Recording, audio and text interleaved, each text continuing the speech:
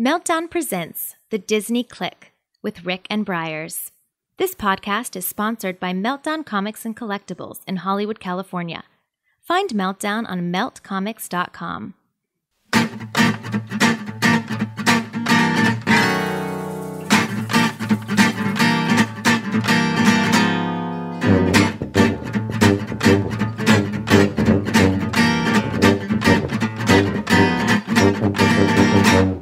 Hello and welcome back to the Disney Click with your hosts.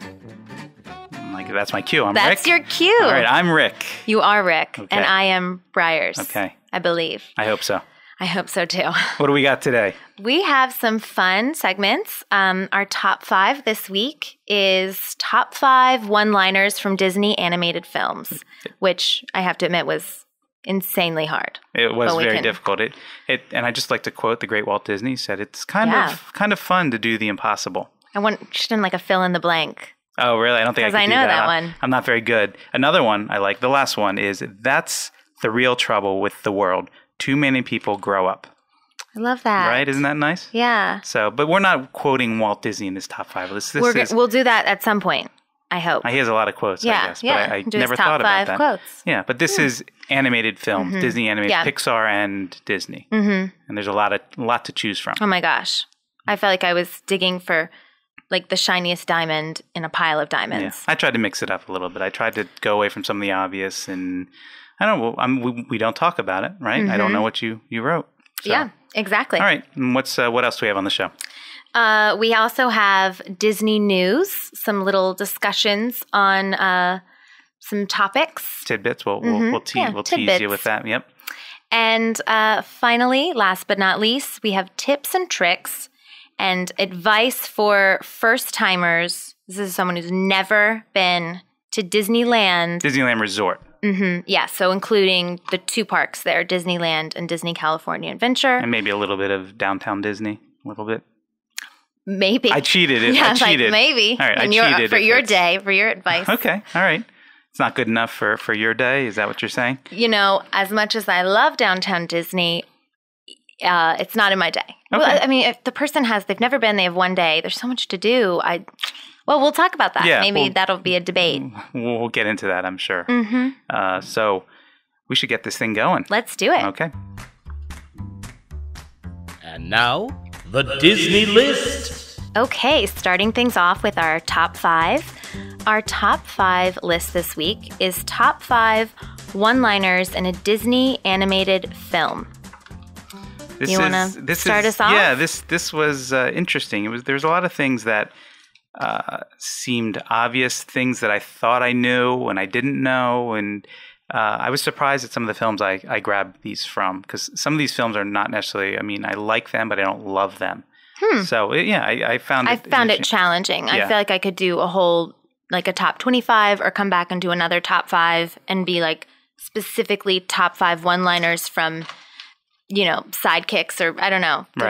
There's so many good one-liners. There's a lot. Pixar, too. I tried to keep it from being entirely Pixar. I hope know. you're proud of me for that. I'm very proud of you. It was hard. I didn't know what to expect. But let's see if this is going to be impressive if we have any similarities. Yeah, I think sure. There's a chance, but I'm willing to bet that we probably won't have any crossover here. But okay. We've been surprised before. Very surprised. My number 5 is from Rafiki from The Lion King. The past can hurt, but the way I see it, you can either run from it or learn from it. You have it. I have it written down under one of my 10 honorable mentions. That's so crazy. It's great line. I love the line itself is a wonderful line, but I love what goes with it is that Rafiki hits him one time with his staff, and then he kind of says the line about you learn from the past, and he swings again, and this time, he dodges it, and it's just a great example of. It's put in front of you, but it's a great line as far as how we view the past and how it can help us. It's a sentimental line. There's a lot of sentimental lines. Do you have a lot of sentimental lines on your? I had Yeah, two. Two More than Cinnamon. I thought. Interesting. I thought you'd have a little more. Well, at first they were all funny, and I was like, I'd come off as Right. just a goon, so I had to come up Wow. with some more. Okay. Yeah. And I think I maybe went a little more sentimental and had to find We some of almost the could have funny done ones. like top 5 sentimental Right, one-liners, top top 5 comedic one-liners. Missed opportunity. So Yeah. that's my number 5. great. And Lion King. I don't know if we've talked about this, but I like the Lion King, but I'm not as in love with it as a lot of other people are out there. But there are really some great lines. Yeah, from the movie. yeah. You've talked about how you Yeah. don't appreciate the Lion King well, as much. appreciate as much. Yeah. Yeah, Sorry yeah. to interrupt, but yeah, appreciate No, as much no, is no, probably a you're good way to fine. put it. You're fine. You can't interrupt me enough. Okay, thank you. Thanks, Briers. Yeah. You're number 5. My number 5 is the opposite. There's no sentimentality. It's pure humor. And again, it's from one film that isn't one of my favorites. From Finding Nemo, one of the school fish says he touched the butt. You know what I'm talking about? Is that So, like the Crested Butte or something like that? Or? It's a boat, Uh-huh. and Oh, the boat, and you know, and the kids call it a butt. Oh, okay. And because they're kids, they don't. When he swims they're up to children the- fish, Mhm. Right. And they keep being like, go touch the butt. You're gonna touch the butt. And then he goes out and swims it, and the little kid just goes, he touched the butt. And it's, I don't know. Your inner 4-year-old there just giggles at that, huh? Loves it. It's so funny to It's see these cute. little kid fish. It's like, I think it goes back to, and I have a little bit of that in my top 5 of how Pixar just takes these worlds and puts you right in it. And there's no difference between children and fish children, real children versus they're all the same, and they all have the same learning curves that they need to hit. If anything, the knock on Pixar, well, the joke, the knock is too strong of a word, is that, okay, now we're doing, I don't know where I saw this, but, it's the world of, humanized fish and humanized cars, and now we're going to see the world of humanized ties and the humanized ping pong balls. And that's what they did. And then they did, and then emotions have feelings. Right. There's like feelings, everything having feelings, and then emotions. Now emotions have feelings. So it's like they took it to the ultimate. Right. You can't get any deeper. I love it. Love Pixar. That's a good one. That's a good one. It's lighthearted. Yeah, a little more humor. Okay. My number 4, this is from one of my favorite Pixar. Ratatouille? You got it. You must not let anyone define your limits because of where you come from. Your only limit is your soul. That's Gusteau from Ratatouille. He's talking on the TV show. It's his big line that Ratatouille just gleams, and he's like, I can be a chef. I'm a rat and I can be a chef. It's a great message for people all across the world. Maybe cliched that you're not. You set your own limits. You can do what you want. Now, it's maybe a little bit of a dream fantasy. I don't know, but it's a nice thought that you can't let anybody tell you what you want. You have a passion. You want to do what you want to do. I love it. Yeah. I love how sentimental you're getting. Right. I'll try to get away from it, but it's 4-year-old quotes. I know. It's just such great. I don't know. And I love that movie. That movie to me is such an underrated. Terri. And people do love it, I think, but I yeah. don't think it's the first thing off their list when we talk about Pixar. And that's one of just a great, to do our top 5 Pixar. Still to come. It'll be a special episode. We'll do it. A very special Yeah. episode. So that's my number 4. Music and confetti. Okay. My number 4, another comedic, the genie in Aladdin, his first line, he says, "Oi, 10,000 years can give you such a crick in the neck." I can't do it like Robin Williams, but Can you just, try? Can I hear you try? Use those voice I know he does skills. that. I don't know. I'm like, I know. I have know. more capability of doing it. Is it you? I just know I'll let down the great voice performance that is Robin Williams. Yes. And so much was improvised in that Right. film. And there's so many lines you could choose between. Yeah, I was but going to say, like, it's, it just is the genie right away. It's that he's just interesting like, you I'm here. It's interesting you chose that one. I think there's a lot of them are imitations, and I can't think of one. It's right like off the top of quoting my other head. things, or like being Jack Yeah. Nicholson at one Right. point. So I guess I wasn't as drawn to those because he's portraying someone else. And I just love that he's just pure genie. That's just like, I've been stuck in this lamp. Right. And, it's just funny that he says 10,000 years can just give you a crick in the neck, Right. It's Like it's so matter of fact. Yeah. Yeah, I think there's a It's lot. only 10,000 years. And I think a lot of the magic of the genie is not only his words, but his visual performance, and more You so see than him, so like, many. Yeah. shifting around Yeah. as he's saying that. So I think there's almost so many lines you go from, but I think any line would be like, well, yeah, that's great, but how about this one or this one? Oh, yeah. And so you could keep topping. You could do a like top 5 genie lines. Child. There you go, right? There you go. More ideas. Okay. Number 3. I went way back. Almost as far back as you can go in the Disney Snow White? Snow White. Boom. Magic mirror on the wall. Who's the fairest of the all? I like this one because it's such a classic line, but people so often say mirror, mirror on the wall. And the actual line is magic mirror, right? So they do. I guess I wanted to I don't know why this felt so important for me to say. To correct the world. Yeah, it's not mirror, mirror. It's magic mirror on the wall. And it's such a classic, like through the years. I think haven't there been like mirror? Was there a movie called Mirror Mirror? There was. Okay, I mean, I think that's just in our subconscious somehow. Yeah, people definitely say mirror, mirror. But it's not mirror, mirror. It's a great maybe line. It rhymes better or sounds.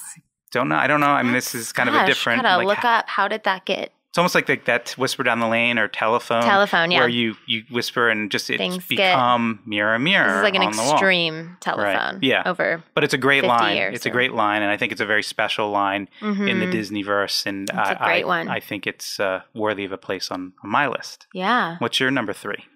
My number 3 it's kind of cheating because it's 2 lines for the setup, but it's when Sully at the end of Monsters Inc. says boo, and then the one-liner though is Boo saying kitty, and I think it's one word. You don't even see Boo's face; you just see Sully's reaction, and it's like instant chills in that moment. I think so much is accomplished from that one line. And emotionally, and you don't know how old she is. There's so many questions, and it's just a really powerful moment. It's a very sweet film and more a funny sentiment. film. Yeah, okay. All right, you do have a heart. It's good to know. Oh, thanks. Out of the 2 of us, I was worried about myself. Yeah. What are you implying here?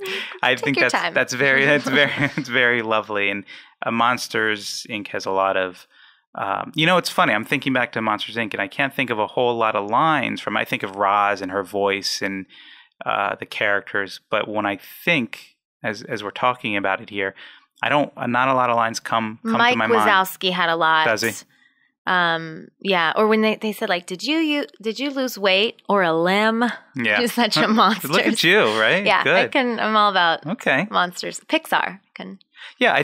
There is some good lines. Yeah. It's funny that, not as much emotional side for sure. But I appreciate that every Pixar film seems to have a heart somewhere. For sure. So Monsters Inc., I would dare to say, is probably, although the relationship with Boo and Sully is important, I would say I know I'm probably going to get flamed for this, but it's probably one of the less emotional films out there. The relationship with Boo and Sully is really sweet and special and sad. I really do, but I think there's a lot of stuff going on that makes it a lot more lighthearted than some of the other films. They keep you from thinking about the sad part. Yeah, maybe that's what I'm saying. You're distracted. You're like, oh, he's going to be able to keep the human child in the world. Don't think about it. And then at the end, it's like you're sucker punched in this one line, and then it's over. Right. Where a lot of other Pixar films, and films in general, I think you can see it coming.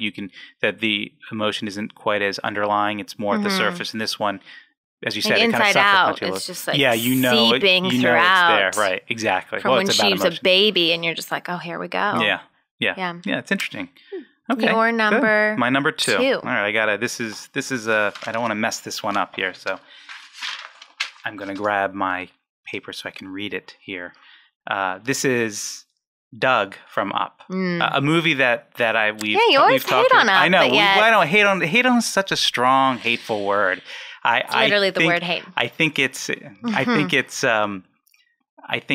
good movie. You just think it's overrated. Raised up a little. Yeah, I think it's raised up overrated. I think the first, our overrated, underrated. Yeah, I've said this so many times before. The first 20, 30 minutes are wonderful, and there's good characters, but it coming together doesn't come together for me. Even though I love the characters, and for me, still love it as an entire film. I understand. This is from Doug, and he's talking to Carl, and Carl's making a comment like, my childhood hero is trying to kill me. What a joke. And then Doug comes up with saying, hey, I know a joke. A squirrel walks up to a tree and says, I forgot to store acorns for the winter, and now I am dead. Ha! It's funny because the squirrel gets dead. I love that line. part of me, my son talks a little bit like this, so maybe there's that connection too. But it does sound like a child delivering a joke. It's a child or dog delivering it. Or a and dog. It's obviously not a funny joke, but it's funny in the fact that he thinks it's funny. It immediately. Right. It's just such a classic Doug. And I think it's one we don't think about. Maybe it's a little longer. Yeah, I don't even remember that one but it's that well. I've just met you and I love you, or squirrel is things we get really quickly. But if you go back and you kind of see this line, you're that's great. I know, it's a great line from a great character in a good movie, So in a good movie. Well, let's clarify that I think Up it's is very, just a good I will movie. say there were several lines from Up. Up was probably the thing that popped into my head the most during this in discussing. And while I can't, I'm gonna butcher this line, and hopefully it's not one of the ones you have. There's a page in Carl Ellie's book that says, thanks for the adventure. Now go out and have a new one. Go out and have your own. Go have your own or something like that. That's what he reads at the end. Yeah. And it's oh my gosh. It's such a powerful, it's such a powerful line. It sums it everything right up. Briers is tearing up a little bit here. No, I'm just thinking about Up, and Up is such a sweet film. I don't know. I don't know. Maybe I have to go back. I mean, I've seen it fairly recently, but maybe I need to go back and watch. Maybe I've with new eyes. And how he finds his relationship with this boy who doesn't really have a father. Right. He kind of steps in as the father figure. So there's a lot of wonderful things about it. I think the message there and the characters are wonderful. I just think it's about having it all come together. The story they tell to have it come together just isn't quite there for me after you get past that initial half an hour. And that's the disappointment for me. That's what keeps it from being great in my mind. So, okay. Enough about that. How about your number 2? My number 2, I'm realizing I have more Pixar than I... Oh, well. My number 2 is From a Bug's Life, and it's just a random fly who says, I only got 24 hours to live, and I ain't gonna waste it here.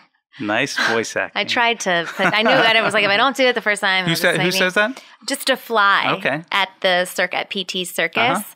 And I just adore that film. And that film, in terms of one-liners, I could do 5 or 10. Right. You really have a connection to that film. That's a film we've talked about. I think it's so much funnier than people realize. There's so many hilarious moments like this one, and how a fly is commenting. And he's like, I only have 24 hours to live. I'm not going to waste it at this terrible circus. Right. And he's like a low-class fly. Right. It's so funny. And the ladybug, when he's like, so being a lady or ladybug automatically makes you think I'm a lady. Oh, Francis? Yeah, Francis is actually a I male love Francis, ladybug. Yeah. Francis is funny.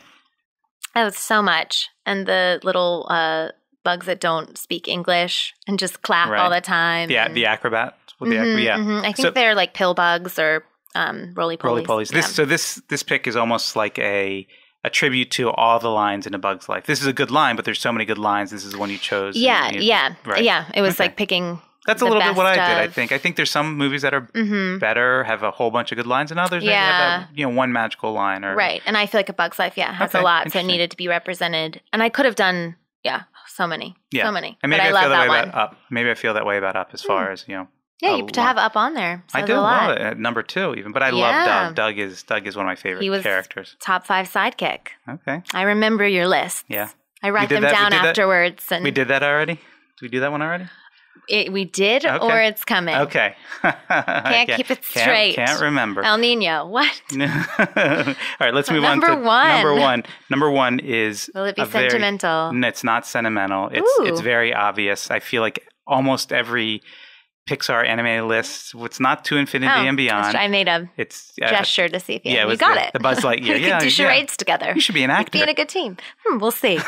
It is similar to that. It is, you are a toy under the truck, and Buzz is just for the 50th time said you at Dinoco. At Dinoco, we're not toys. I have to save the planet from the evil Emperor Zurg, and Woody is just incredulous. He's beside himself, and he just loses it in that moment. And it says everything that I love about the Woody Buzz relationship that establishes they grow to, Buzz's care about ignorance each other. of being a toy is just hilarious. It's absolutely funny. And they found ways to bring it back by making him Spanish or, Yeah, they I was always going to say that. Yeah. Yeah. Yeah. So I think that's a great line. It's a line of frustration of how you can just hate somebody and love somebody at the same time, and just all the emotions come out, and he yells it, and it's just such a classic thing, right? So now I want to rewatch the movies, right? And if I say that, even if I say you are a toy, just like that, I can see the lighting. I can see where they're standing under the tires, and he's looking at him. Yeah. And I think that's what a great line Tom is. Hanks, in a movie, that's what a great line is. Yeah. Oh, amazing. I think it's such underrated voice acting, but he's so great as Woody. I can't imagine. Gosh. I cannot. Right. They wanted, say Mike Wazowski, Billy Crystal for Woody. So weird to think of now, isn't it? I know, because he's so Mike Wazowski. Right. And they're both kind of, I guess, like a little like Woody Allen type whiners and I guess, a little, right. But no, I mean, they fit. I think Tom Hanks is a little bit can pull off like more heroic old Western voice than I see Billy Crystal. As the cowboy. And maybe that's me knowing that he's Woody. Hindsight is 20/20. Right. So okay, you're number one. We just cannot stay. It's not the same, but it's just funny. Our love and admiration for Toy Stories is coming strong. Mine is a line actually from Toy Story 2, and I went a little more nostalgic.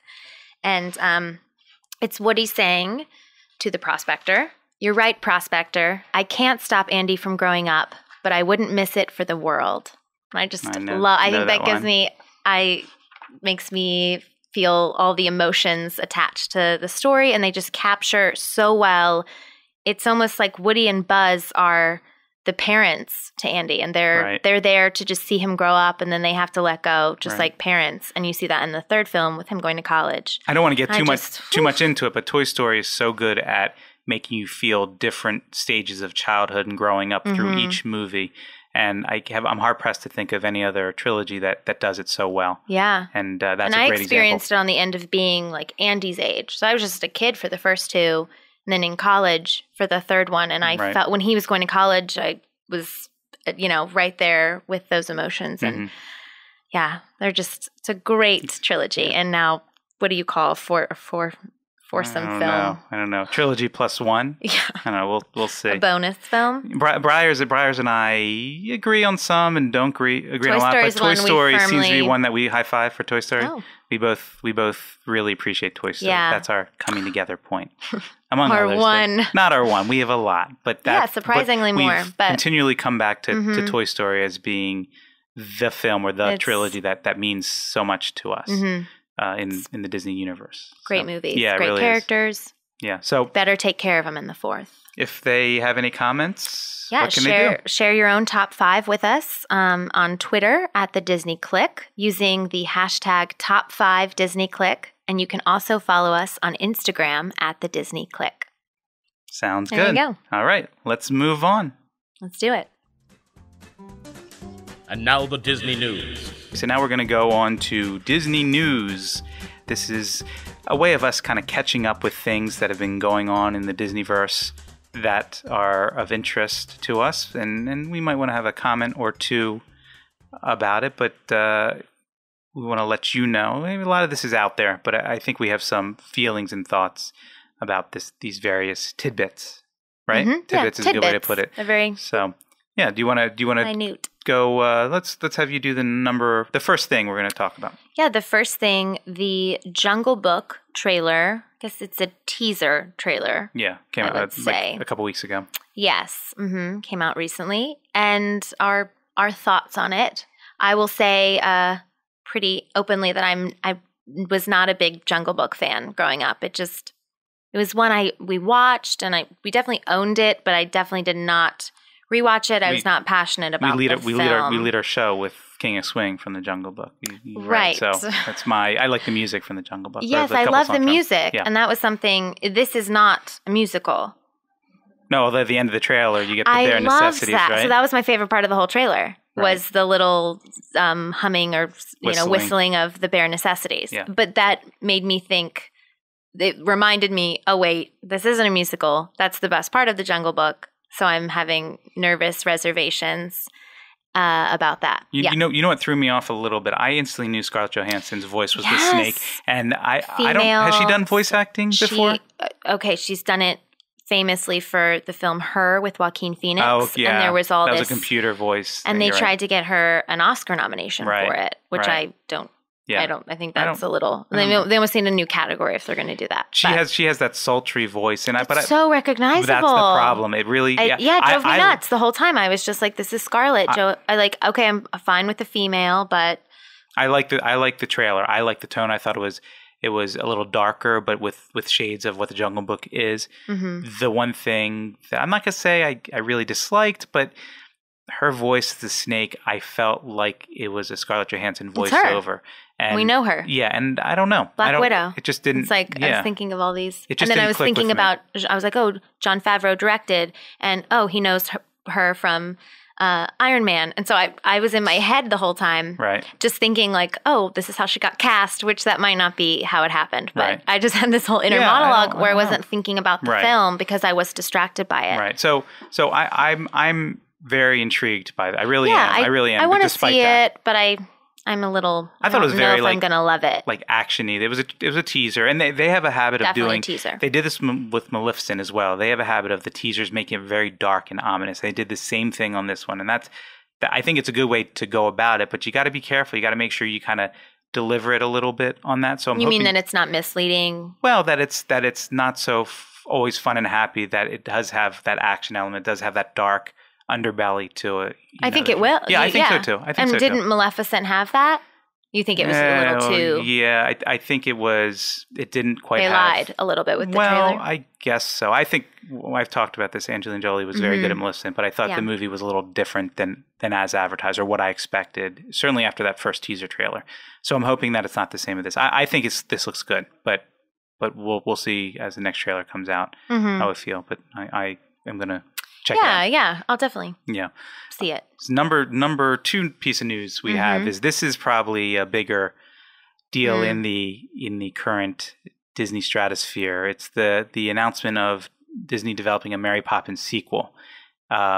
This is like the Holy Grail for me. I mean, I have several Holy Grails at Disney, but Mary Poppins for me is, I know it's funny to I have a room of Holy Grails. Right. But I mean, Mary Poppins is something I grew up with, and I can admit it that I love the songs and the characters. Bert was a wonderful character. And I mean, this is not a remake, thankfully. If it was a remake, I would be dead set against it. This is a sequel. Clarify, This is a sequel. Set 20 years years past the original film. I believe so. The rumor. Yeah. It's all still speculative. Right. They're working on it. But, the first question I have is this okay? We'll go back to that in a second. Right. But the second question I have is who should play Mary Poppins? I think Emily Blunt has been bandied around as a possibly. Who? Okay. But I also, some other names that I've heard or thought of as Anne Hathaway and Emma Watson, Catherine Zeta-Jones, Meryl Streep. I mean, there's so many. Kate Winslet, Nicole Kidman. These are just. You can't do Emma Watson because she's Belle. She's also too young, I think. I think that's like not fair. You get to be Hermione and Belle. Life is not fair. And sometimes. Mary Poppins? Yeah. No, that's like not. I think fair. I think Mary Poppins needs to be a little older. I'll like go to set. Right? Don't you think Mary Poppins needs to be a little older than a 20-something? Especially if she's 20 years older than she was, or did she not age? Well, I don't know that she ages. She's I don't know. Magic.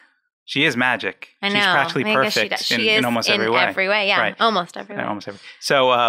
So I mean, I could see Emily Blunt. I adore. Yeah. And she worked with Rob Marshall on Into the Woods. That's probably why she's getting thrown out as a name. I think so. So that's the front runner right now. But I think it's early. I don't think we truly know if it hasn't even been greenlit or anything. No. Well, they're developing. I mean, this will be fast tracked. It doesn't guarantee it's going to get made, but it's in their best interest to do this. This could be a big deal. It has a lot of heat on a recognizable property. This is what Disney likes to do. So do you just blanket yes or no? Do you want it?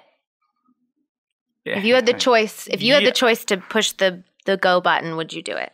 I would like to see pressure. it. I would like CEO. to see it. Okay. I give it a yes. If it was a remake, heck no. That's exactly how I was like, if they're going to entirely remake the first film, no. Right. But because it is a different story, that's intriguing. Right. And I saw a comment that someone wrote about on the boards, and they said, that if it messes it up or if it's a bad sequel, so be it. It doesn't do anything to take away from the original. I think that was a fair, adequate statement. That's exactly what might have been my message on the boards. Oh.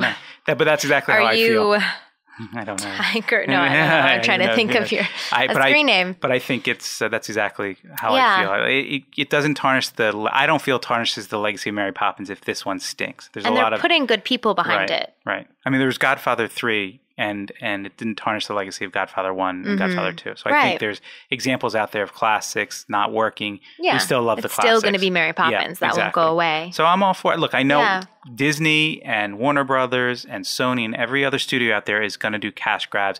use identified properties. They already did it with Saving Mr. Banks. Right, they're gonna do it. Well, Saving Mr. Banks is a little different, but it's playing on Mary. It's playing on Mary Poppins. But this is different too. It's not the original. Yeah, but they're all gonna do it. So if you're gonna do something, this is one that I'd be interested to see what they're gonna do with. And it's someone else wrote they should like go ahead to cash in fully, make a film about making this film. Right. Like, that's perfect, right? That's good, yeah. It's and it's going to be musical, I believe, correct?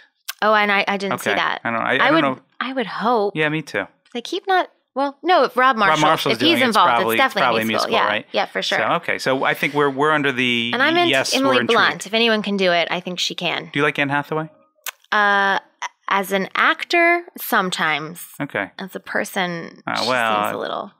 I mean, irritating. we don't but know. I'm so excited about her newest though. film. I'm like running to theaters Intern, to right? see. Yeah, so I comes can't. Out this past weekend, I believe. So comes out. Yes, exactly. So this past weekend. So anyway, okay, that's good. What's the next news piece here? Next up, in the realm of Breaking Bad, never thought we'd talk about this. Is we'll call it meth lab. There was a man in Florida at Walt Disney World who it was taking him a while to get help from a cast member, and he made a comment, something to the effect of, I could have put together a meth lab in this time that it's taken me to speak with someone. And his comment was taken extremely seriously, and his room was searched, and he was issued a lifetime eviction from Disney World. Not his family. His family was his pardoned of that. His wife and two they kids. can go back to Disney, but he cannot.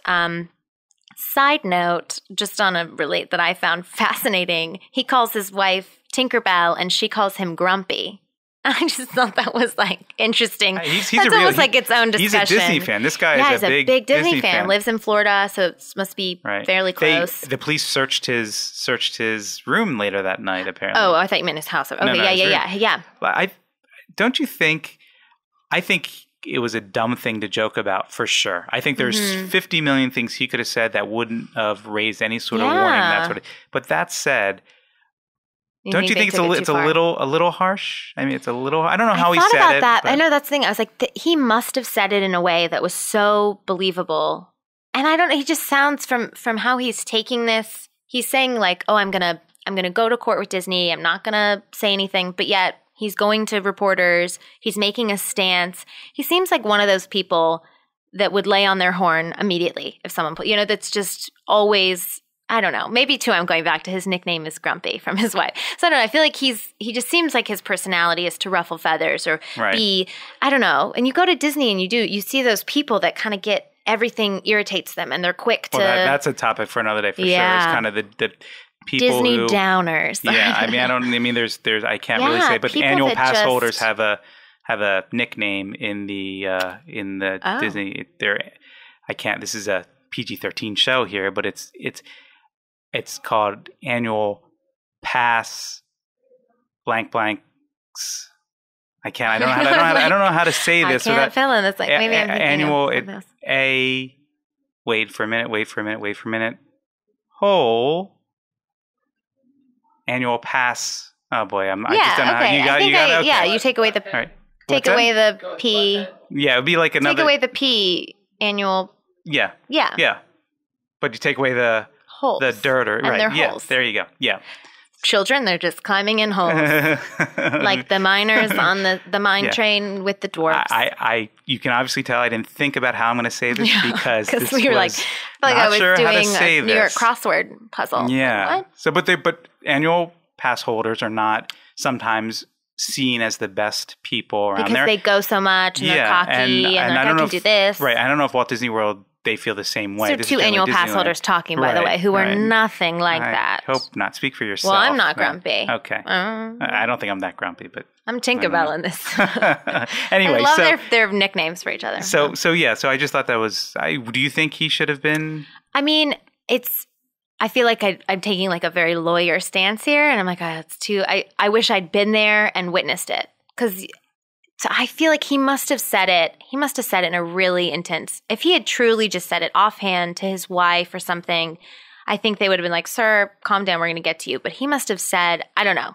I think something a little stronger happened. Right. But on the one hand, too, I have a lot of respect for Disney that they hold themselves to a standard. And they're like, we reserve the right that if you act a certain way or if you make threats, this is a place for families, for children come here. We're going to protect that. And it might sometimes seem extreme, but better to err on the side of extreme than letting anyone in like Six Flags. I don't know that. I don't think there's that Six Flags again. I don't think that it was a major overreaction. I understand why they want to be careful and protect their brand and have it safe and take all precautions. But there is a part of me that says, first of all, that the guy obviously should have chosen a much better response to them taking their time. Absolutely. And he's a little bit of a doofus for making that statement. Sounds like a character. But that said, he was frustrated. He made that comment. He's obviously a Disney fan and has 2 kids. It just seems a little bit, it might be a little much. Maybe we don't know. We don't know the whole story. It's tough to make a definitive, like this was wrong or this was right. Because we don't know. Yeah. It's all speculative. All speculative it is. Okay. So I'm curious to see what happens with that. If he still hasn't gotten, as of this recording, he has not gotten his But maybe it can be a warning to other people. Don't make outlandish comment. Yeah. Right. There's so many other things he could have said, like, I could have built a rocket ship in this time. Yeah. I could have built an e-ticket ride in this time. Or just go up and say, I've been very frustrated with my service. Is there somewhere I can talk? Like, do it like an adult. Right. He comes off a little childish to me. Yeah, I could see that. Maybe Tinkerbell needs to kick Grumpy to the curb. Little pixie dust on him. This is when, speaking of pass holders and Disney fanatics out there, it was recently announced via the Disney Parks blogs that Aladdin is leaving the Hyperion Theater. Do you need some tissues? I really like Aladdin a lot. I know. I really do like Aladdin a lot. I think that in and of itself, I'm not crazy about, but it's 13. Replaced? It's been there like almost 10,000 shows. Okay, it's time for something different. I'm okay with that. I love the genie. However, it's being replaced with Frozen. It's being replaced with Frozen this coming summer. Some people might not know. Frozen is an animated film, a Disney, that came out a few years ago. Right, mildly popular. It did okay, about I guess. 2 sisters. Yeah. It's a musical. Something about letting it go, and a snowman called Moloff or Koloff or something like that. Yeah. Reindeer who doesn't talk. Right. Mm-hmm. Yeah. So I want to make sure people know. And I think people are a little bit up in arms that that Aladdin, which is a beloved show, I would argue that it might be one of the best show in any Disney park in America. There's a couple I haven't seen yet, but I don't. I think the Lion King one in Animal Kingdom is really good. I don't know if it's still running actually. Right. I think it is. It is still running. It was really great. So but they're getting rid of it, and that's like strike one. But strike number 2 is another Frozen thing. Now there's the argument that people are perceiving Frozen taking over the parks, when in reality it's not there. It's not. But people just are so it briefly sick. Did for a second. Okay, but they're so sick of Frozen in general that anything that comes into the park, it's like, another Frozen thing.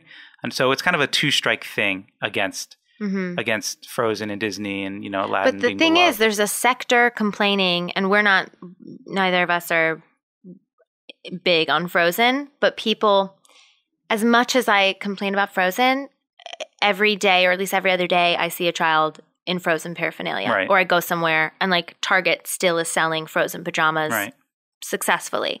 So it's the children haven't let go. Right. Well, and moved on. I think I think some children have, but a lot packed. Right. I'm excited for something new. It's just nice to have something new. Yeah. So while I'm not exactly excited it's Frozen, something new is always nice. Now if they put a wrecking ball to the Haunted Mansion or Pirates of the Caribbean or Splash Mountain, we got a problem. As I wrote down, a show can come back unlike a ride. I mean, a ride could, but it's going to take a lot more loopholes to bring back, 20,000 Leagues Under the Sea or whatever. Right. But a show, they're going to hang on to the props. They can cast new actor. It can always come back. We could take bets on if Aladdin ever comes back, because I think there's a reasonable. I think it's a reasonable chance it comes back. People feel an attachment to that Aladdin being in that theater. It's very special. I'm not as crazy about the show. Because I just didn't go up seeing it, and I saw it. Wow, it's a great show. For a theme park show. It's a really great show. Really, bored. Oh boy, I'm disappointed in you. Let's go. I like Lion King better. You don't appreciate Lion King. Let's go back to our Toy Story place. Toy Story. Yeah. They need to make a Toy Story show. No, actually, they were going to do that a couple years ago, and it's the one from the cruises, and supposedly people just don't like it, and they mixed it and kept Aladdin going. It's supposed to be I feel like that could come off as anytime, even sometimes seeing them in performance, they just translate so well to CGI, and in any other. It looks like form. Characters acting. Yeah, it's like, I'm Woody, and you're like, this feels wrong and weird and a little creepy. Right. Yeah. So, but I'm still blown away by that you don't like Aladdin. I mean, teach their own, but okay. I feel like you're like, everyone has their own opinion, but mine is correct. We've been over this. Mine is more right than yours in this case. Just in this case, but in every other case. No, there's a lot of points. But I don't want to make you feel I'm too right. bad. Yes, I'm right. So. That's correct. I'm usually right. No, you can't. You didn't hear correctly. I heard you correctly. I am right. Okay. You know what? All right. I was trying to be fair game, and you like Aladdin. That's great. I don't. I love the movie, and Genie was in my top 5 lines. Yeah, sorry, I'm shaking my head and going on to number 5 for the Disney. Last but not least, a little thing. Disney Parks has begun a new marketing campaign replacing the previous Show Your Disney Side or Disney Side. It's called Unforgettable Happens Here. And Unforgettable Happens Here. I mean, it's okay. I love new ads. So I'm just excited for new But you'll commercials. see it. You'll see the ones that I've seen so far. There's a couple out there. And there's some nice pictures. And I love anything that shows people being happy at the Disney parks. Mm-hmm. But it is kind of more of the same. It is more of the same. So I loved the Show Your Disney Side campaign. Okay. And those ads. Which ones in particular did you love? The Star Wars one with the dad. In the constructions, in the Home Depot-like store? And then he becomes Darth Vader. Oh my gosh. This one's much more in the parks. This is in the parks and them showing scenes. And I loved, I loved the Show Your Disney Sides because you wouldn't immediately know it was a Disney ad. And then they'd start doing something like Little Mermaid, or I don't know, they would quote a line. Right. And it played off to a lot of like adults or like the parents were being really goofy. And then the kids are like embarrassed by their parents and they go, I just loved, it was a really clever, but I know they can't keep an ad campaign going forever because then it loses what made it special in the first place. This is a little bit more generic, I think. I think it still gives me warm feelings because whenever I see scenes of Disneyland and people being happy, and that's the idea, but I don't. They're more like similar to what they've always done. Yeah, and that's fine. That's fine. I'm just saying there's nothing particularly unique about this. The Disney parks is the show, having fun, and I mean they're gearing up for, I'm sure, all the new stuff that's coming over the next several years. So, do you have a favorite ad campaign or something from the past? I do remember Celebrate, or What Are You Celebrating? And that was when you could go for free on your birthday. Oh yeah, those were the days. Was that like 5 or 6 years ago? It was about at least. Yeah. Yeah, and then go some. No. I just say I don't have a particular favorite. I guess nothing's ever connected with me. I pay attention, but nothing has ever been like, oh my God, I love this campaign. Yeah, I mean they have me anyway.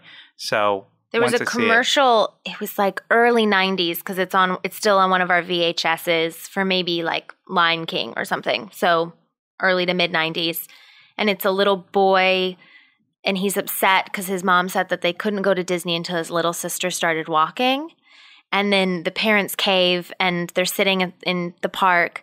And the mom's like, I'm so glad we went ahead and went before Emily started walk. And then she looks over and the little girl's walking for the first time to Mickey. Tear in your eye? Oh my gosh, I cry thinking about it every time. You reminded me not less sentimental. Oh my gosh, but such a good ad. I think it might have been when the new Star Tours opened. But they had Darth Vader with like a couple of stormtroopers riding the rides all around the park. So he's riding like Dumbo and that's doing funny. Various, I just can't remember what it was for. It might have been the new Star Tours. So it had all the Star Wars characters. It just had Darth Vader with like flanked by a couple stormtroopers. But like going around, having a day at the park to himself. Exactly. That's funny. It was That's just, good. And I just can't remember what, but I like that image. How fun to work and this is your day-to-day job. We're like, what can we do? Yeah. Unless they're like, we've run through every campaign. There's nothing left. Hey, Disney, if you're listening, Briers and I would love to contribute. Yes, in any way we can. Yes. I say bring back that cheesy 90s ad where the kid walks because that's some good stuff. It's a tearjerker. I cry thinking. Right now. I get so emotional thinking about it. And the little girl. All right, so that's Disney news. And that's it. Here we go. Next one. Hey, it's time for tips and tricks. Okay, for our last segment, we are doing tips and tricks, and this is very specific. It is advice for first-timers who have one day at the Disneyland parks. So that is Disneyland and Disney California Adventure. And just our advice. We've kind of broken it into some segments by rides, food, and then attractions, other experiences. Shows, experiences, yeah. Can I start with one thing? That this kind of crosses all venues in a way that we've segments we've talked about here.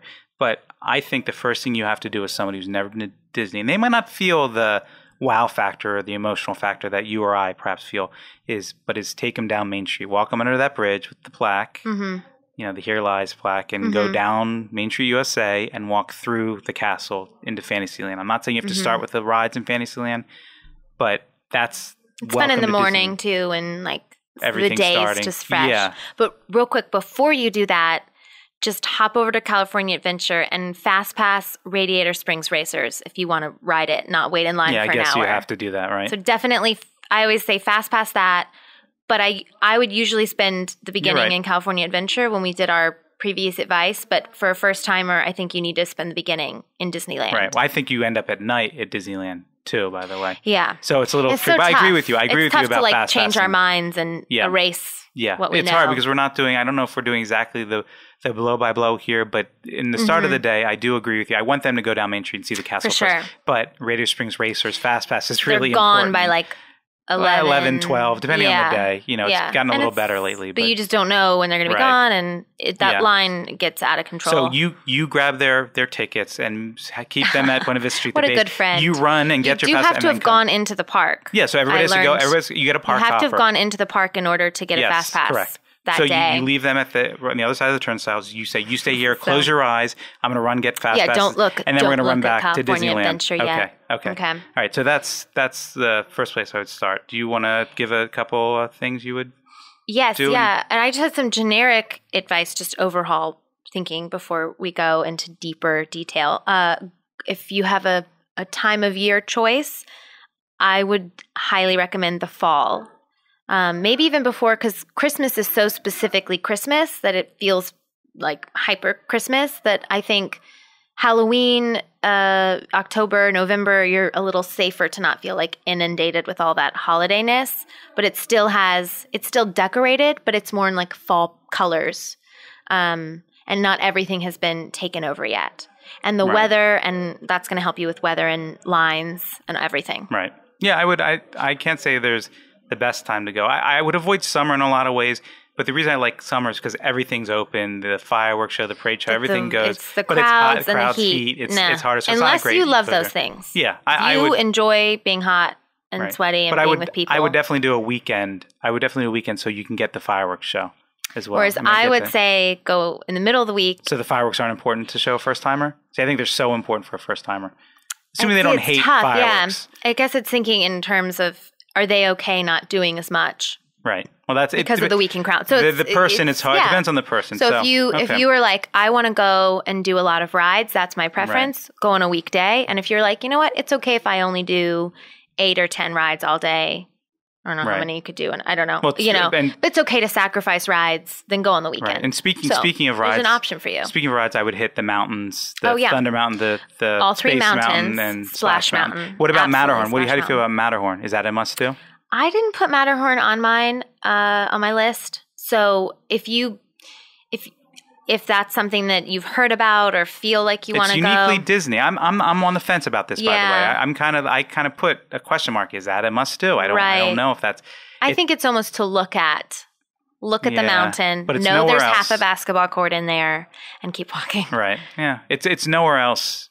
It's nowhere else. It's not at World. So it's the person you're showing, if they care about the history and what was here and Walt has a hand in, that's one that you might want to do. But the updates are incredible. Right. Have you ridden it? No. I have not. I did it over Labor Day, and it was jarring how good the Yeti looks now. Like I was on it like, oh, it's not going to be a big deal. And then the Yeti came out, and I genuinely was terrified for the first time. It was incredible. So maybe actually now that I think about it. Okay, maybe. But we're saying, hopefully this person's not going alone and they have a host that's been, and I try to stay open. If someone wants to do Matterhorn, try to make it happen. And I think I'm speaking of somebody of adult age, by the way, not a 5-year-old. Yeah. This is like our producer Mason has not been to Disneyland ever, so this is kind of what got us thinking about this.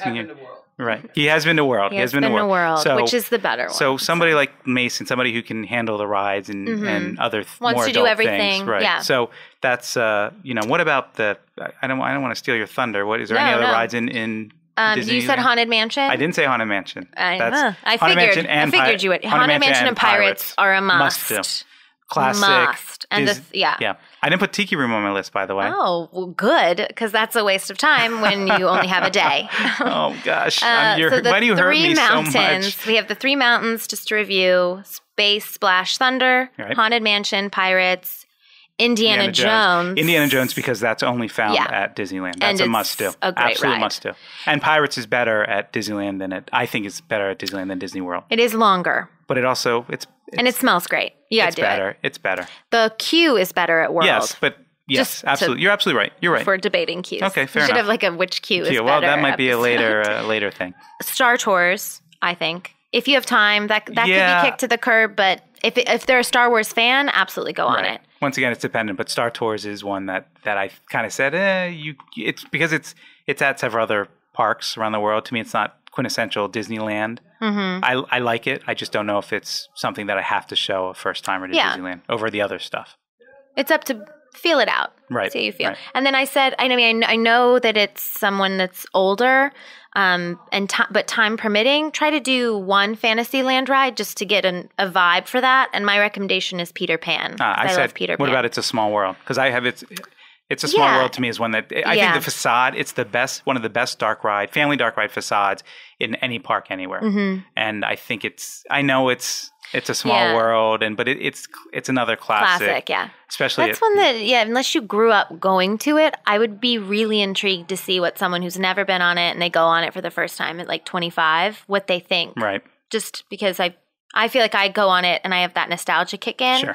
But if I'd never been on it, I would be like, the dolls are all singing the same song on repeat. Yeah. I think it'd be hard to connect to it. I'm not going to take that first timer on the Small World and kind of eagerly look at them and say, this is great, isn't it? This is great. It's kind of, to me, that's a little bit of a history lesson with the World's Fair and just what Disney is. But I wonder if that would hit. The message. If that I don't would know. Connect. I think, whereas if they grew up seeing Peter Pan, maybe, or I've never taken anybody on It's a Small World. Not that I've taken so many newbies there, but I've never taken anybody on It's a Small World, and they've come out saying that was great. Let's ride it again. It's not that kind of ride. Mm-hmm. Frankly, it has its place and it's enjoyable, but it's not that kind of ride. Yeah. So, what about we didn't mention Jungle Cruise? It's the classic, the original. Is that a necessity? I struggle personally. If someone, I don't know, has heard about it or is intrigued, go on it. The jokes are so corny, and I don't like corny humor. Yeah. So I'm always like scratching my eyeballs out. That's one. Cha-ching! There's a lot of. That's my issue with it. That's one that I think it's a historical thing. It's the first. John Lasseter worked on it, so that gives it more props. Sometimes I go on it thinking maybe John will be my guide again. Right. He does that sometimes. Yeah, I'm not sure that's essential, but if you're with somebody who really wants to get a taste of Disneyland history, that's what you should do. Just kind of like the Tiki Room, same thing, but it's not a must do for somebody first time. I wouldn't. In terms of time, too. Yeah, you only have so many time. Is there enough time? Yeah, and I mention these not because I think there's something that the first timer should go on. It's just time permitting. It's kind of like a classic and something that you want to open somebody's eyes to Disneyland, what Disneyland is. Jungle Cruise is Disneyland, just like Small World and Tiki Land and Peter Pan. These are Disneyland. In its Mr. Toad's Wild Ride, which I love. So now we go over to DCA. We already mentioned Radiator Springs Race, which is the must-do. Must. Right. And best Hollywood ride. Tower of Terror. I would put that even above Radiator Springs. I said, I kind of along my list said, is the Tower of Terror a must-do? Are you kidding? I love the Tower of Terror, but but the one in Walt Disney World is better. It's the first. Yes, and I think oh my gosh. But you only have time. Let's say you only have time to do, we didn't say this, but you only have time to do 8 or 9 or 10 rides. Oh, it's definitely yes. on there. Yes. Yeah, that's not that many rides if you think about it. Oh my gosh, there's nothing that could go better than Tower of Terror. Oh my gosh. But, I just think it's like the best ride. Right. And that's one too that I've talked to people that don't have annual passes and that, the last time they went and you start talking and listing rides and I say that one and they're like, oh yeah, I forget that's there. Right. Oh, I went on that. Oh, that one's so good. Right. That is like classic. I mean, I think of it as classic because it's every time I've ever gone. I guess my issue is I think such a good the Walt ride. Disney World one. The Walt Disney World one is not to be missed, and there's so much other unique stuff I going think on it still in Disneyland. captures the essence, though. It's fair. I really like it. It's a weird discussion love for me it. because it is one of my favorites. But Some people, if you're with someone or if you're a first timer and you don't like that drop sensation, then stay away from it because that's all it is. if you had a choice between doing It's going to be easy. Go. if you had a choice between doing the mountains or doing like Tower of Terror and Radiator Springs Racers, those are the two groupings. Which one do you do? Are they going for half a day? What? No, I'm just kind of getting an idea of what's more important to you for the first timer. For a first timer, Yeah. the mountains. Okay. Splash, Thunder, Space. I just don't think of Tower of Terror as classic Disneyland Park, California Adventure. I think it's a great ride. I think people will love to do it and will enjoy doing it. But if I'm thinking the first timer and I have a limited resource, I'm not sure I go to that one. Oh, the setup and the queue for it and how you get the build up and the video and the ride itself. I mean, if you can only do 2 rides in California Adventure, Radiator Springs Racer and Hollywood Tower of Terror. There's nothing... Right. Yeah, I had a hard time. I put Screamin' on there if they love coasters. That's interesting enough. I put Screamin' a must-do because it's a great coaster, but you can do a lot of coasters at a lot of places. And I think it's a great coaster. I don't think it does so much more than some other really good coasters in other parks do. But I think it's unique because Disney isn't usually known for coasters. Right. And it has that great shoot-off at the beginning. And I absolutely... Yeah, must. So for you, it's a must do. Yeah. All right. And Toy Story Mania is a must. I love Toy Story Mania. Once again, I love it. And I think that the thing in its favor is that you don't have to wait 50 million hours like you do in Walt Disney World. Oh, I think you will. I always wait so long at Disneyland. You wait longer than 45 minutes?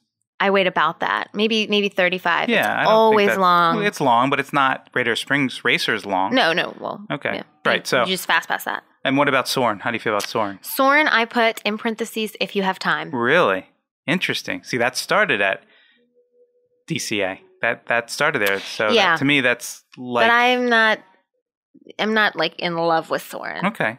Soarin' is, it's okay. All right. And if you do Soarin', I don't want to tell too many people this because then everyone will be asking.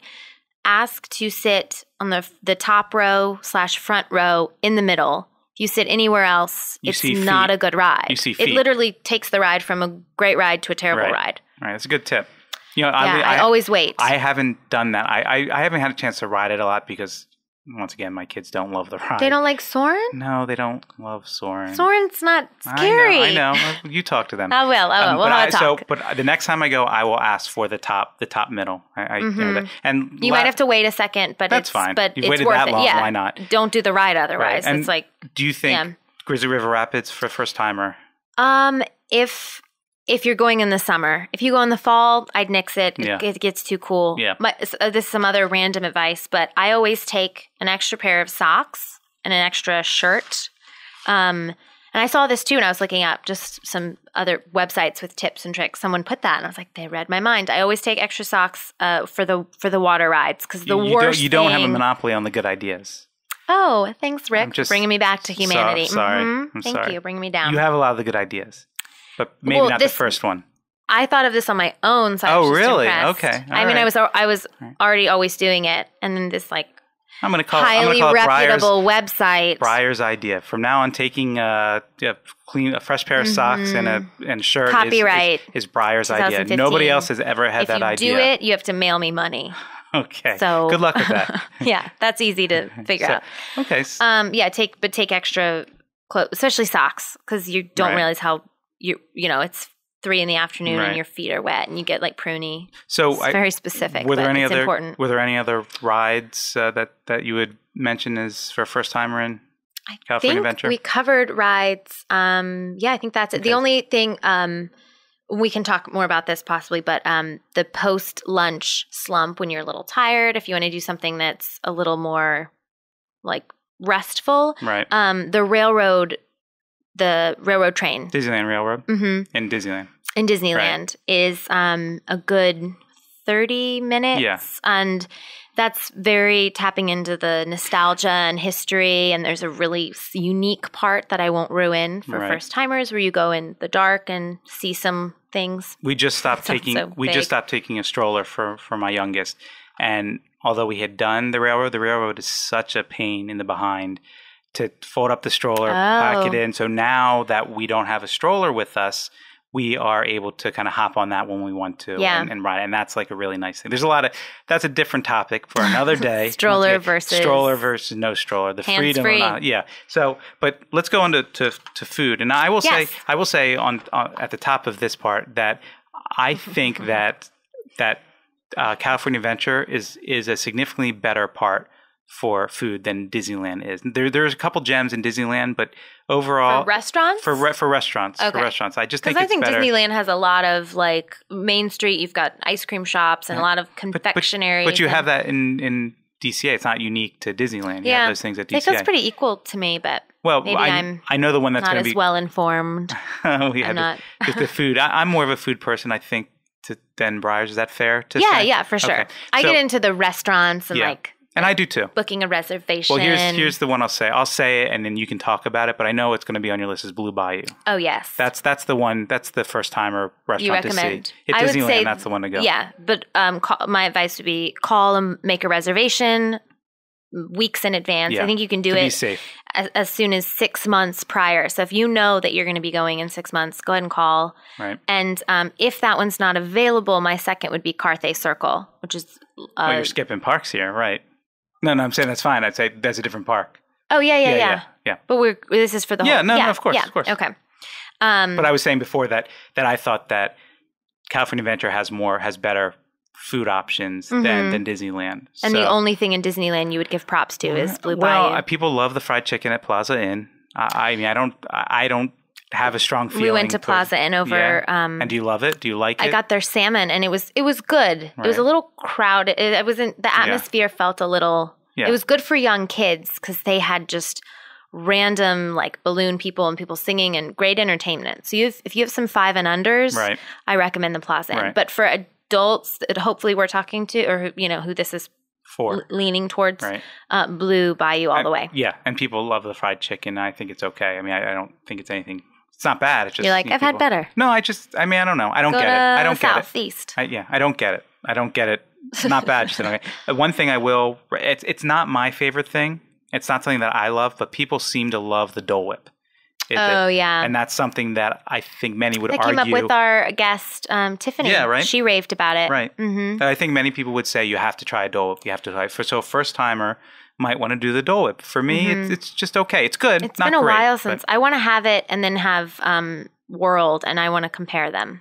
That's on my to-do list. Dole Whips? The Dole Whips? Because they're different. One is... this one is pineapple, right? And then it's orange. No, I think, but then they have the pineapple one in Walt Disney World as well. No, are you sure? I know they have the orange. Almost positive. Tweet us your thoughts. Yeah, I think they have it both. Dueling Dole Whips. Okay. No, there's definitely 2 flavors, and I think the whole thing is they're like competitive. Right. They're people team. There's definitely an orange one. It's appropriate because the orange groves they knocked over. But I do think there's a Dole Whip, and I could be wrong. No, there's definitely. I don't think there's like flavor choices there. Okay. I think it's like here's your Dole Whip. Go on with your merry way. They don't call it Dole. They don't call it Dole. The orange one's not called a Dole Whip. It's called like an orange slush or something like that. No, I think it's both. Okay, we're clearly uninformed. We need a whole segment on Dole Whip that we've. I'm giving it a 75% sure on it, meaning there's a lot of room for error. But if someone likes pineapple flavored things, yes, they get would like in line. This. Yeah. So the Dole Whip, and one thing I'll add that can be gotten at either park or downtown Disney. Starbucks. No, that's what I was going to say. You like the Starbucks. I like the caramel apples. I'm a big caramel apple fan. I just love caramel and apple and I hate caramel. Delicious. God. We've had this discussion. We'd be great at sharing food. Because I'd be like, I'll eat you it can all. have my caramel apple because I don't want it. And you can have and my I don't green even say you can have my caramel. I green say tea. caramel. So we're just at odds all the way across. We were having this discussion earlier. Briers likes food. I really like food. I like treats. I like savory Change the word food. from like to love. Yeah, I really love food. I'm into the different treats and what they have. I don't always get to eat it, but it's a really special part of the parks for me. And for Briers, I think it's fairly low down on the list. Mm-hmm. But food is. I can't wait to go to. I pack a lunch, which I would recommend is if you're going to be spending a lot of money because Blue Bayou's a little fancier. If your first timer doesn't have a lot of money, have him or her pack a lunch and dinner. I pack snacks. So I don't because the food just costs so much, and I think it's not that great. Even the desserts. I do love the Starbucks, and you can get like a iced coffee and feel like you're. I think there's a lot of good food in the park. I don't think there's anything that would rate like a 10 of 10 on the scale of comparing to other things. The really like top tier restaurants. Napa Rose is one that I mentioned. It's out of the park, but Napa Rose in California Adventure Hotel, the Grand Californian, is supposedly a wonderful restaurant. I have not been there. I'm going to go soon, I hope. But I have been to the Storybook Cafe restaurant that's in Grand California. Storytellers Cafe. Yes. I've been a few times, and that one's very good. Like really great pasta and a little calmer atmosphere because you're outside of the park. So but that's another. These are more like I wouldn't be first. These are not first timers. I would if you can't get a reservation and these are good options. I would go to. I don't know if there's another Disneyland thing, but I'm kind of going over to California Adventure here, and I would go to Pacific Wharf Cafe. I love the bread bowls with the soup or the salad. People I think that's really delicious. If I forget to pack lunch and I eat there, I get the bread bowl. Okay, so I think that's something that people also would really along that line take the bread tour. We may have talked about this in tips and tricks. The first timer you would take remember, this is under the guise of first timer. I would. Really? Because the first time I did that, and I'd been going forever, I was like, what? Free? Yeah, because it's a free piece of bread, free chocolate. It takes 30 seconds. Well, the free chocolate is different than the bread. They're right across from each other. Yeah, I wouldn't lump them in the same thing. Oh, I would. I mean, I would lump them in terms of doing them at the same time. Because I'm thinking in time efficiency. For a first timer, you have one day. You can use it literally while you're making the trek over to California Screamin'. We're talking about... So it can be wild traversing. Like you're moving through the park. And Ghirardelli we're talking about here? What? We're talking about the free chocolate. We're talking... What kind of chocolate is it? Is it Ghirardelli or Ghirardelli? Oh, Ghirardelli? Ghirardelli? We always get this. I pronounced this wrong in the previous. I think it's potato. I think there's a right way to. I think there's a right way to pronounce it, and I feel like it's Ghirardelli. I don't know, but it's free chocolate. Yeah, but I would not do the bread tour. Is not something I would take a first time. Oh, absolutely not. I don't do the tour. You get the bread, and then you just walk out. Pop out. Okay. Well, that's okay. Fair enough. Get your free bread. All right. What about if this person doesn't care about free stuff? Right. What about Flo's VA Cafe? Is one I love the atmosphere of Flo's VA Cafe. They had a menu that they don't have anymore, which is it was like sliced turkey and roast beef and mashed potatoes and coleslaw and vegetables. It was delicious. It was different from the rest of the park, and they changed the menu recently. It's more sandwiches. It's still good, but it's not what it was food wise. However, the atmosphere is still spectacular. I love the atmosphere of Flo's V8 Cafe. I've wanted to eat there because of the atmosphere, but then I check out the menu and I'm not feeling it. So I just get my packed lunch out. They have a veggie bake there that you could eat. Yeah, it just doesn't look so good. Yeah. Okay. Yeah.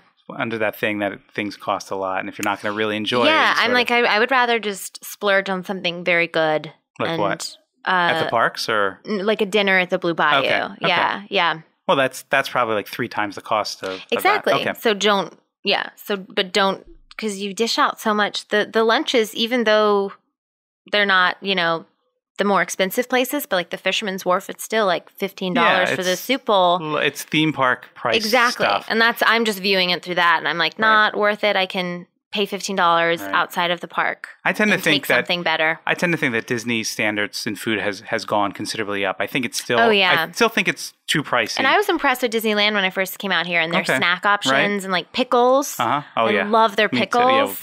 That's another thing. Toy Story and pickles, right? We both like pickles as well. You should eat pickles while watching Toy Story. Yeah, so that's another one. And I will say, if you want a unique option. Paradise Garden Grill. In the back, it's towards Paradise Pier. I don't even know where all the restaurants are. It serves Mediterranean food. Wait, where is it? It's in the back corner. You know where Goofy's Sky School is and the jumping jellyfish? Yes, the new place. It's in, well, I guess it's the Italian new. place is new. Is that the Boardwalk Pasta and Pizza. But this place is, it's right next to that. It's it's the Paradise Garden Grill. They serve a lot of different things like lemon chicken and gyros and things that you don't think of as theme park food, and they're good. And so there are 2 restaurants there. I didn't realize that. This one's a little bit more. It's not as ornate. It's a little more counter service outside, but there's a lot of nice seating in there, and I think it's a good corner of the park. I apologize. I'm not well informed with the food. Okay. All right. I'm glad that you can be our expert because I'm like, well. If you want something different than your hot dogs and hamburgers and corn dogs and pizza, although they have a lot of different things, this is, I would say, one of the best places to go to have something different that you don't expect to find at a Disney park or any park for that matter. Mm-hmm. And I really think that somebody might be a first timer. You take them there and they're like, oh, this is good. Mm-hmm. This is different. This is not what I was expecting. I do like churros, and I'll recommend those. Yeah. And that's unique to Disneyland. Disney World does not sell churros. They don't do churros at all? I mean, I don't know. I have never had a churro. Okay. I don't even remember seeing them. Maybe I'm making that up. Churro is this something for the first timer? I love the churros. Think so. I love the churros, but you realize you can get these churros, maybe not cooked, but you can go to a football game, you get the churro. In Southern California, don't you go to the supermarket. Different at Disneyland? Maybe because you're in the park. Yeah, I think so. I think it's like a mentality thing. I think so. I've only ever had them in the parks. Right. And you're just like, I'm at Disneyland. I'm eating a churro. You're like a walking Instagram post. I love them, and I would choose, if I want a walking snack for my first timer, churro would be one of the things on the list I would do. And I'm hard-pressed to think exactly what would go above it. I'm just wondering if that's something that's like a must-do. But it feels very Disney, so I would say a must-do. Okay. And maybe, but again, you can describe the flavor to someone. It's a cinnamon coated stick thing.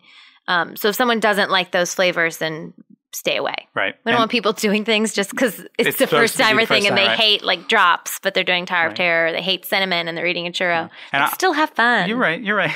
Like, do your thing. And last but not least in the park, this is kind of a little thing. The Cozy Cone Hotel is a little bunch of little snack shacks. Mm-hmm. I really like they have pretzel bites there, and you can get the Mickey pretzels here and there. I'm learning so much. They have. Yeah, this is great. I like my food. Great. I like my food. I like my Disney food. They have these wonderful pretzel bites that has kind of jalapeno cheese sauce. You don't need the jalapeno cheese sauce if you want to keep the calories down. To only have it moderately bad for you. They're tasty. They're warm. They're fresh. They're soft. I love a good soft pretzel, and sounds like a commercial. One bite and I love them. I love them. There's a lot of good food in there. They have jalapeno cheese, I think, filled pretzels by some of the beer stands in the park. But this place, I just really I like the pretzel bites. It's great to share with people. If you don't want a little nibble to share with you can take 1 or 2, and there's a couple. There's like 6 or 7 in the cone that you get. So it's good. That's what I can tell you where the Starbucks are. That's all I got. Speaking of downtown Disney, they're hidden. Speaking of downtown Disney, where I know that Starbucks are in the parks now, but there's one big one in downtown Disney. Yes, very nice. But I would also recommend, if you want an out of the park meal with your first timer, the Ralph Brennan's Jazz Kitchen downtown. It's a Creole New Orleans food. People love it. I think it's really good. It's themed, but it's all right. Yeah, it's themed. It's it's a cool atmosphere for sure. And I think the food is different and unusual and good. And so you're not a big fan, it sounds like, but yeah, I guess I'm picky. I think is my problem. Yeah, I think so. But I love Blue Bayou. For the picky eater, go to Briers, get advice. If you only eat fish and you're not a big sweet eater, right? I'm just very specific and like a 9-year-old boy. Like I like chocolate chip cookies. Right. So if they're selling like a gooey chocolate chip cookie somewhere, I'm in. Yeah. See, I don't really like ice cream. Right. I don't like caramel. I don't like anything. I don't like nuts. I don't love nuts, and I don't I hate nuts. Anything that's pure chocolate. I can have chocolate covering or chocolate drizzle, I like chocolate. but I don't want a big piece of chocolate cake. I don't want that. Oh, that sounds great. Right. So that's the difference between us, I guess. But everything else I love. We'd be great at sharing desserts. Yeah, right? Because we wouldn't take each other's. But that's your we caramel. We wouldn't be apple. sharing. We would just be buying our own. It wouldn't even be called sharing. Miscellaneous stuff for the first timer. I'm going to go harken back to something that you already poo-pooed earlier in this trip. Aladdin. Oh, no. Aladdin, the Hyperion Theater in Disney California Adventure is a must for the first timer. If they don't like Broadway shows or don't like shows, going in the next few months, or you can't go. Yeah, if you don't like shows, okay, then don't do it. But if they're they're okay, they're good, or I really like them, it's a must see. It's a must. If you get bored at all in shows, be careful. I don't know. I don't agree with that. It felt a little aimed at like a younger crowd. Some of the humor. I think it's you are paying a lot of money for this park shows. It is a Broadway quality. You don't pay for them. No, but you pay a lot of money to enter the park. Right, so right. It's included in your park admission. To me, it's a Broadway quality performance. Oh my gosh, no. I think it is. No. I've seen Aladdin on Broadway. I loved Aladdin on Broadway. Okay, I have not seen Aladdin on Broadway, but I've seen a lot of Broadway shows, and it is the production. The production value is absolutely. Oh my gosh, no! I so disagree with this. Oh wow! I disagree with this. I think it's worth at least half the price of your admission ticket. Wow! Yeah, I don't know. I think it's a wonderful show, and I think I'll go rate Tower of Terror since it's right next door. I like Tower of Terror too. I want to do both. Oh well, you can't do both, Rick. No, if you only have a day. Well, I'll spend most of my time waiting in line. Aladdin does take up a lot of time to see the show. Sure, and it's worth it. Well, for a day, I would. If you're in my camp, we must need like little flags, guide flags. Come with me. If your person comes and says, I like Disneyland. I love attractions, but I also really love shows. Would you take them to Aladdin? I'll be like, go with Rick. You wouldn't take them to Aladdin, knowing I don't want to sit through it again. So it's a selfish thing, is what you're saying. No. Show. We're not selfish. No. I'll get rid of the selfish. No, if I love hosting people, first timers. Right. I've done it before, so I take it very seriously. And if someone loves shows, if someone voiced that to me, I would be like, we're doing it. Get excited. But you couldn't endorse. You couldn't endorse it though. That's the problem. You couldn't say like, oh, it's a great show. I would say, I think you'll like this from what you've told me to the person. But I would, and then at the end, I'd be like, what did you think? Tell their thought, get their thoughts and be like, great. I'm not a big fan of that, but I'm glad you enjoyed it or didn't. Okay. But I'm very unselfish when I love to host people genuinely. Right. And I love to be like, okay, what are you into? Like, do you want to do this? Are you more into, so I would say for someone who loves animation or if you're going with friends or younger kids that have expressed an interest in being a potential or future animator, the Animation Academy is a must. And it's a great air-conditioned break, not a ride, but an attraction. And every 30, 45 minutes, they have someone coach a classroom, and you sit there with this giant clipboard and you get to learn how to draw a Disney character. And it's random. You can go up, though, and ask, what the schedule is. So if you really want to draw Mickey or Winnie the Pooh, or they were doing Baymax, you can try to go at the time when your character is being drawn. Right. But I recommend that. Yeah, a lot of people seem to love that one, and that is. Have you done it? Yeah, once a long time ago. I have to refresh. So fun. It is cool though. And you leave with a souvenir. You get to take your thing home. Your drawing. I don't think I took my souvenir home with me. Let me down, Rick. I'm sorry. But you can go with the whole family, and then it's absolutely. fun because it's on my list. You look at, and everyone's pretty much looks good, and it's just different, varying sizes, and everyone comes out with their own. It's definitely something that we'll do. Yeah, I will. Special. I will do. I'll go back to something that I know you probably will recommend, or two things: the new Paint the Night parade and the new fireworks. It's not Celebrate. What is it called? It's Disneyland Forever, I believe it's called. Right, that's the fireworks name. I'm trying to. Yeah, because Celebrate is Celebrate. I think is the World of Color. I don't know. I always get them confused. I believe it's Disneyland Forever are the fireworks. Those are two things that I would absolutely take. And this is what we talked about earlier. Why I'd want to take. I think you have to see Disneyland. Cars Land at night is something you have to see. But if I had a choice between which is doable. You can do both. Okay. But if you had to choose one, I love Cars Land at night. Love. You only have a day. But you're only one place at night. Go to Disneyland at night. And that's a part of seeing the parades. The new parade is awesome. They still have Sound Sensational, which I really like too.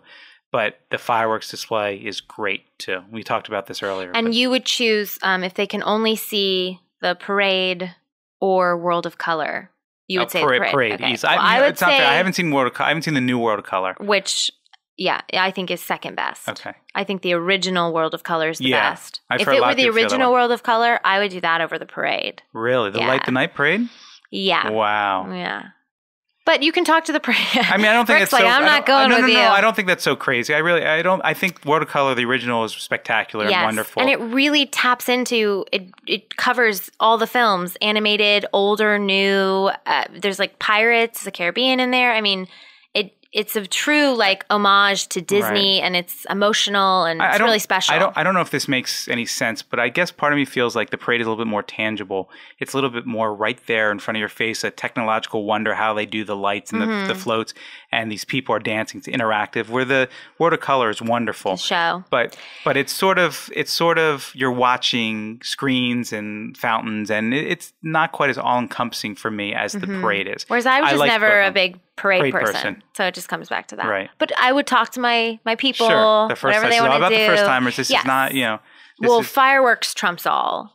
If you can catch the fireworks. I love the fireworks, too. Above and beyond the parade, fireworks. See, I go parade first, then see, fireworks. now But both of them are 1A, 1B. But the fireworks is integrated, and there's a visual element. So it's kind of like it gets extra points that way. It's like if you can only do one of these three things right now with the 60th anniversary. The fireworks is what you do with the first timer. Mm-hmm. First timer, yeah. And make sure they have a good view of a screen, preferably the castle or It's a Small World. Right. Is Fantasmic a must-do?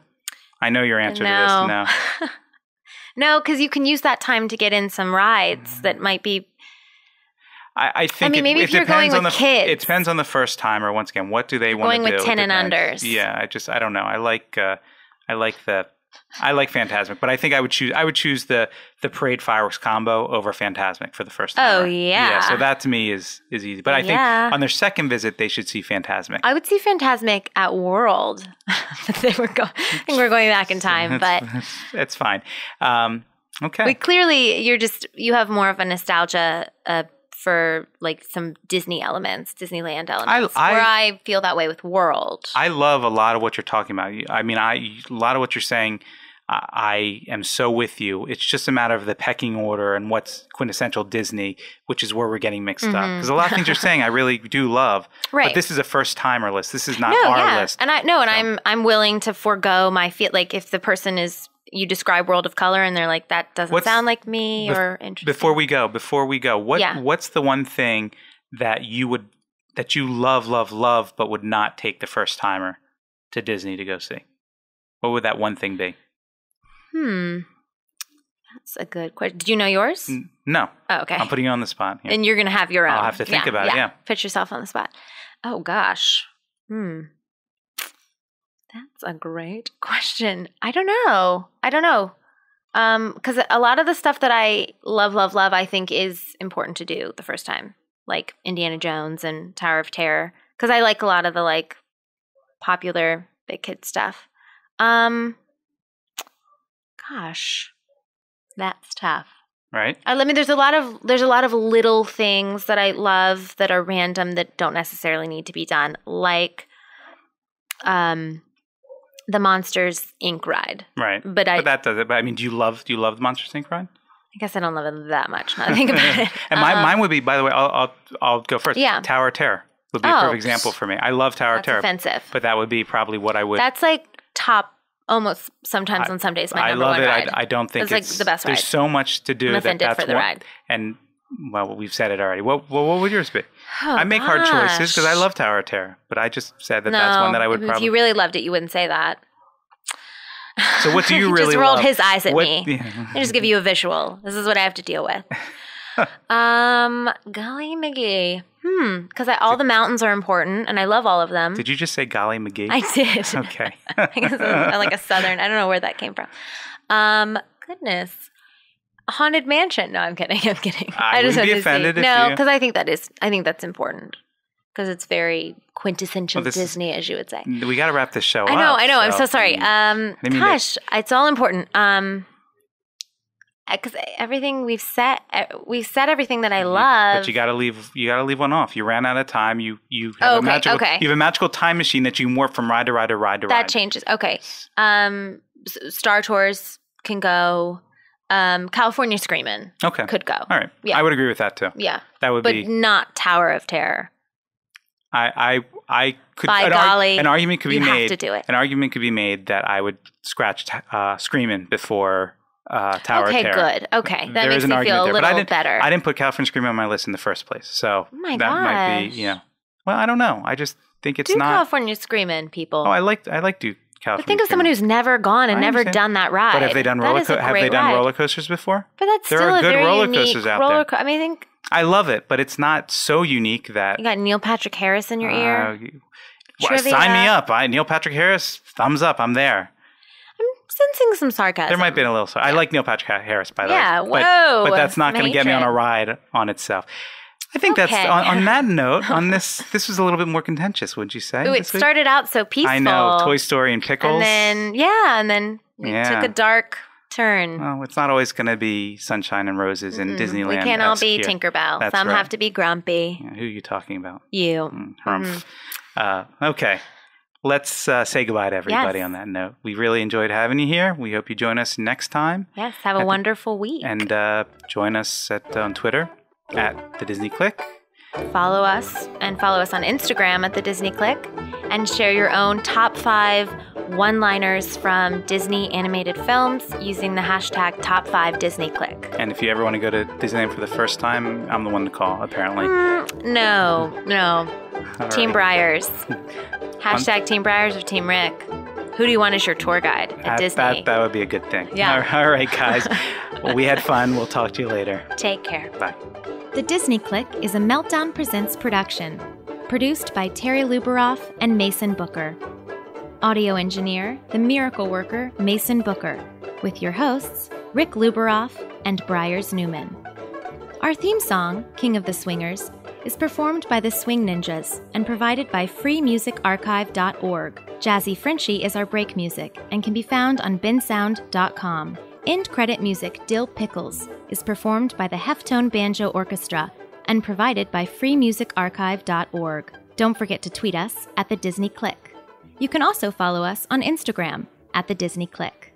Use the hashtag #Top5DisneyClick to share your own top 5.